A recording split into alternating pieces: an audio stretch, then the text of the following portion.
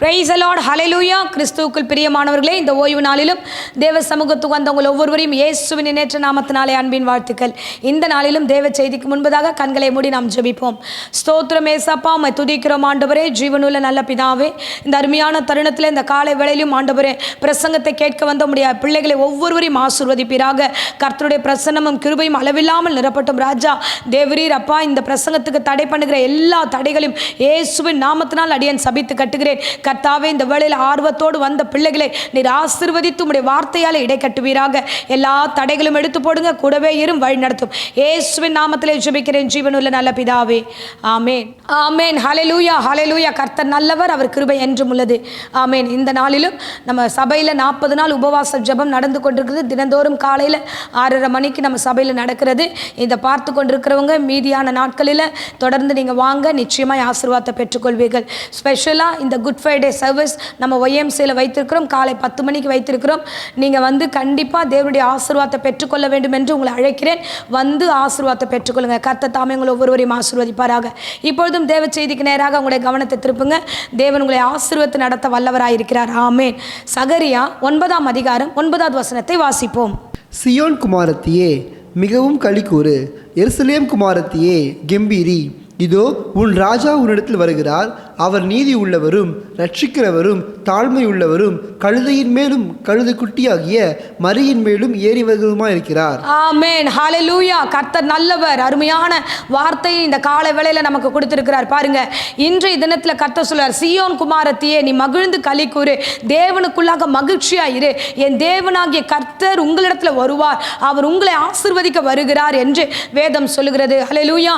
இந்த வேத வசனத்துல ஒரு பெரிய தீர்க்க தரிசனம் அடங்கியிருக்கிறது. என்னன்னா, இந்த வார்த்தையை எழுதும்போது, சகரியா தீர்க்கதரிசி எழுதும்போது 500 ஆண்டுகளுக்கு பின்பதாக நடக்கக்கூடிய ஒரு முக்கியமான நிகழ்வை அவர் இந்த வசனத்தில் எழுதியிருக்கிறார். தீர்க்க தரிசனமாக இயேசு கிறிஸ்து, ரட்சகராக இயேசு கிறிஸ்து வரப்போகிறார், நீங்கள் எல்லோரும் மகிழ்ந்து களி கூறுங்கள் என்று அவர் தீர்க்க தரிசனம் சொல்லுகிறார். ஆமென். ஹல்லேலூயா. பாருங்க, நம்முடைய தேவன் எப்பொழுதுமே அப்படிதான், எல்லா காரியத்தையும் தீர்க்க தரிசனமாக முன்னறிவிக்கிற தேவனாக இருக்கிறார். ஆமென். ஹல்லேலூயா. உங்களுடைய வாழ்க்கையில் வரப்போற காரியங்களை குறித்து கர்த்தர் உங்களுக்கு இந்த பிரசங்கத்தின் மூலமா கர்த்தர் உங்களை ஆசீர்வாதத்தை நடத்த அவர் வல்லமுள்ள தேவனாய் இருக்கிறார். ஹல்லேலூயா. பாருங்க, அந்த சகரியாக்கு ஆண்டவர் எவ்வளவு பெரிய வெளிப்பாடு பாருங்க. ரட்சகர் நம்ம இடத்துல வரப்போகிறார் என்பதை 500 ஆண்டுகளுக்கு முன்பதாகவே இந்த சகரியா தீர்க்கதரிசி மூலமாய் நமக்கு முன் அறிவிக்கப்பட்டிருக்கிறது. ஆமென். ஹல்லேலூயா. அவர் வரப்போகிறார். இந்த 500 ஆண்டுகள், இவருக்கு அப்புறம் வருகிற அந்த 500 ஆண்டுகள்ல ஜனங்கள் வந்து தேவனை அறியாம பலவீனத்தோட, அவர்கள் பல கட்டுகளோடு காணப்படுவார்கள். அவர்கள் எல்லா ரட்சகரை இழந்தவர்களாக ஒன்றும் இல்லாமல் இருப்பாங்க. அவர்களை ரட்சிக்க நீதியோடும் நியாயத்தோடும் தேவன் வருவார், ஒவ்வொருவரையும் காப்பாற்ற வருவார். அவர் கழுதையின் மேலும் கழுதை குட்டியினோடு அவர் வருவார் என்ற ஒரு தீர்க்க தரிசனம் 500 ஆண்டுகளுக்கு பின்பதாக மிகப்பெரிய தீர்க்க தரிசனத்தை அவர் முன் அறிவித்தார். ஹல்லேலூயா. கர்த்தர் நல்லவர், அவர் கிருபை என்றும் உள்ளது. பாருங்க, இந்த வசனம் ஒன்று போதும், நம்முடைய வாழ்க்கையிலும் வரப்போகிற தீர்க்க தரிசனத்தின்படியே கர்த்தர் இந்த பிரசங்கத்தின் மூலமா உங்களோடு கூட கர்த்தர் பேசுவாராக. ஆமென். ஹல்லேலூயா. இங்க பார்த்தீங்கன்னா 500 ஆண்டுக்கு முன்னாடி சொல்லப்பட்ட வாக்குத்தத்தம் அது அப்படியே தத்ரூபமாக நிகழ்ந்தேறியது. பாருங்க, மத்தேயு 21ஆம் அதிகாரத்தில் சில வசனங்களை நம்ம வாசிப்போம். 2, 3 அதில் தொடர்ந்து நம்ம 7, 8 தொடர்ந்து வாசிச்சோம் என்றால், தேவனாகிய கர்த்தர், தேவனாகிய ரட்சகராகிய இயேசு கிறிஸ்து அவர் பவனி வந்த விதத்தை அவ்வளவு நேர்த்தியாய் நமக்கு சொல்லப்பட்டிருக்கிறது. வாசிப்போம். உங்களுக்கு எதிரே இருக்கிற கிராமத்துக்கு போங்கள். போன உடனே அங்கே ஒரு கழுதையையும் அதனுடைய ஒரு குட்டியையும் கட்டிற்கு காண்பீர்கள். அவைகளை அவிழ்த்து இடத்தில் கொண்டு வாருங்கள். ஒருவன் உங்களுக்கு ஏதாகிலும் சொன்னால், இவைகள் ஆண்டவருக்கு வேண்டும் என்று சொல்லுங்கள், உடனே அவைகளை அனுப்பிவிடுவான் என்று சொல்லி அவர்களை அனுப்பினார். கழுதையும் குட்டியையும் கொண்டு வந்து அவைகள் மேல் தங்கள் வஸ்திரங்களை போட்டு அவரை ஏற்றினார்கள். திரளான ஜனங்கள் தங்கள் வஸ்திரங்களை வழியிலே விரித்தார்கள். வேறு சிலர் மரக்கிளைகளை தரித்து வழியிலே பரப்பினார்கள். முன்னடப்பாரும் பின்னடப்பாரும் ஆகிய திரளான ஜனங்கள், தாவீதின் குமாரனுக்கு ஓசன்னா, கர்த்தரின் நாமத்தினாலே வருகிறவர் ஸ்தோத்தரிக்கப்பட்டவர், உன்னதத்திலே ஓசன்னா என்று சொல்லி ஆர்ப்பரித்தார்கள். ஆமென். ஹல்லேலூயா ஹல்லேலூயா. பாருங்க, அவ்வளவு திட்டமாய் ஒரு வெளிப்பாடாக சகரியா சொல்லுகிறார். அந்த வசனத்தை நம்ம வாசிக்கிறோம். 5வது வசனத்தில் வாசிச்சோம்னா, தீர்க்கதரிசினால் உரைக்கப்பட்டது நிறைவேறும்படி அது அப்படியே நடந்தது. இதெல்லாம் நடந்தேறியது என்று வேதம் சொல்லுகிறது. அப்போ ரட்சகர் வந்து நமக்கு ஒரு வெளிப்பாடை கொடுக்கிறார், ஒரு காரியத்தை வெளிப்படுத்துகிறார். இந்த வசனத்தில் நம்ம வாசிக்கிறோம், அந்த கட்டப்பட்ட கழுதையை குறித்து வேதம் சொல்லுகிறது. அங்கே ஒரு கழுதையை காண்பீர்கள், அதோடு குட்டியும் காண்பீர்கள், அது கட்டப்பட்ட நிலையில் இருக்கும். அந்த கட்டப்பட்ட கழுதையை நீங்கள் என்னிடத்தில் கொண்டு வாருங்கள் என்று தேவன் சொல்லுகிறார். ஆமென், அல்லேலூயா. அங்கே கட்ட அவிழ்க்கும் போது ஒரு சம்பவம் நடக்கும். அங்கே இருக்கிறவங்களாம் கேட்பாங்க, ஏன் அந்த கழுதையை நீங்கள் வந்து கொண்டு போறீங்க, எதுக்கு கட்ட அவிழ்க்கிறீங்கன்னு கேட்டால், அது தேவனுக்கு தேவைன்னு நீங்கள் சொல்லுங்க, அப்பொழுது அவர்கள் அதை விட்டு விடுவார்கள். அப்படியே அந்த சம்பவம் நிறைவேறுகிறது. இவர்கள் போகிறார்கள், அங்கே போன உடனே அந்த கழுதை கட்டி இருக்கிறதை காண்கிறார்கள். அல்லேலூயா. என் அன்பு பிள்ளைகளே, இந்த நாட்களில் கர்த்தர் நம்மோடு கூட பேசுகிறார். கட்டப்பட்ட நிலையில் இருக்கிற நம்முடைய வாழ்க்கையில் அவர் இன்றைய தினத்தில் கட்ட அவிழ்த்து விடுகிற தேவனாக இருக்கிறார். அல்லேலூயா. அங்க வேதத்தில் பார்க்கிறோம் பாருங்க, அவைகளை என்னிடத்தில் கொண்டு வாருங்கள் என்று இயேசு சொல்லுகிறார். ரட்சகர் ஏன் வந்தார்னா, நிறைய காரியத்தில் நம்ம கட்டப்பட்டிருக்கிறோம். வியாதியில, பலவீனத்தில், சோர்வுல, பயத்தில், எல்லா விதமான பிசாசுடைய கிரியில கட்டப்பட்டவர்களாக நம்ம விடுதலையாய் வாழ முடியாத அளவுக்கு நம்முடைய பலவீனங்கள் நிமித்தமாய் விழுந்திருக்கிறோம்.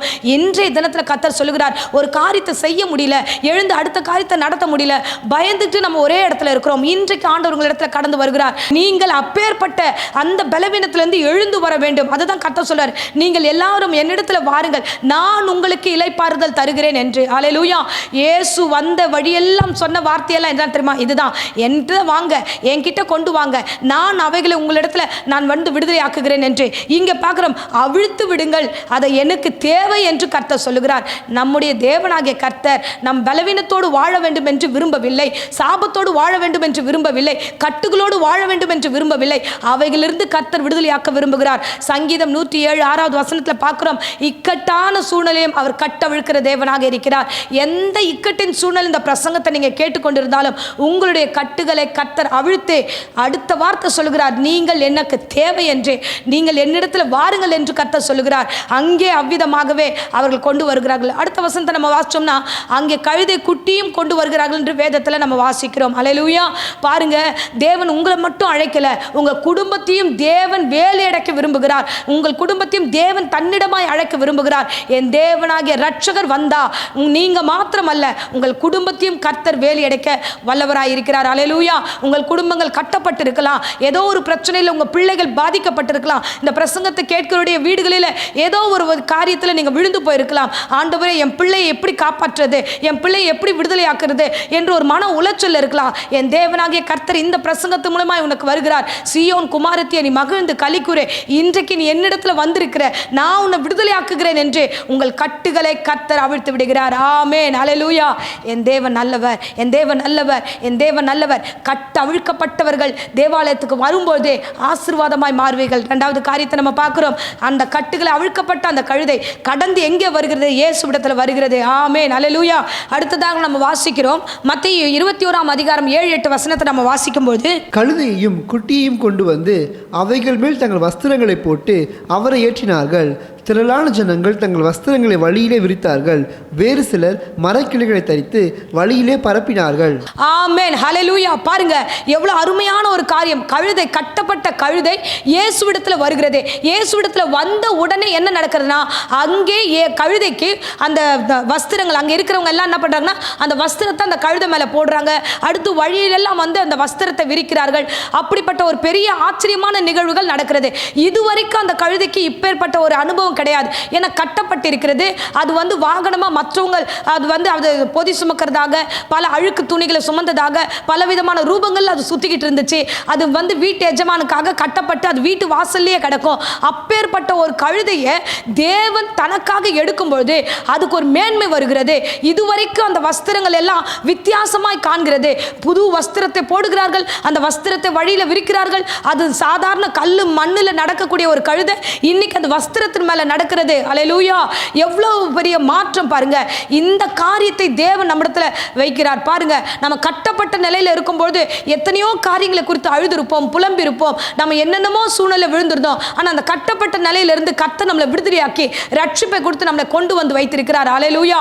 நாம தேவனிடத்துல வரும்போது, நீங்க இந்த பிரசங்கத்தின் மூலமா நீங்க தேவனிடத்துல வரும்போது உங்களுடைய வாழ்க்கையிலும் பெரிய அற்புதங்களை காண செய்வார். அல்லேலூயா. புதிய காரியங்களை உங்களுடைய வாழ்க்கையில தோன்ற செய்வார். இதுவரைக்கும் இதுவரைக்கும் காணாத ஒரு காரியம் பாருங்க. அந்த கழுதை அதே ஊர்ல தான் இருக்கு, அவமான சின்னமா இருக்கிறது. அது சில காரியங்கள்ல தகர்க்கப்பட்ட ஒரு கழுதியாக, தவிர்க்கப்பட்ட ஒரு கழுதியாக இருந்தது, கட்டப்பட்டு ஓரமாய் நிற்கப்பட்ட கழுதை. ஆனா இயேசுவிடத்துல வரும்போது அநேகர் அறியப்பட்ட கழுதியாய் மாறுகிறது, இயேசுவை சுமக்கிற ஒரு மகிமையை பெறுகிறது. அல்லேலூயா. அப்போ ஒரு பெரிய மாற்றம் எங்க வருதுன்னா இயேசு கிட்ட வருகிறது. இயேசு கிட்ட வந்த உடனே வருகிறது.